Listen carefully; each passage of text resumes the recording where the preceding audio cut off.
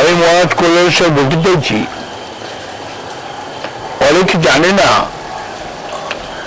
যে কামাখ্যার কোন পুজো বা হোম যজ্ঞ করতে গেলে কেন কুমারী পুজো করা হয়, এবং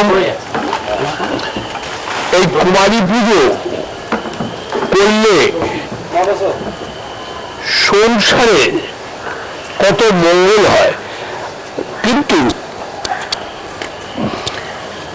আমি দেখেছি যে এখানে কুমারী পুজো সম্বন্ধে যারা আসেন বাইরে থেকে, কুমারীর অর্থ কি, জুনি মুদ্রা অর্থ কি, কেন মায়ের এই সময়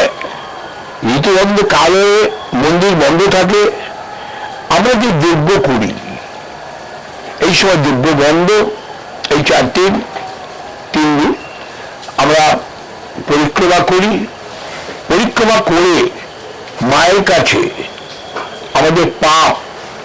স্বরূপ যা আছে মায়ের পায়ে নিবেদন করি।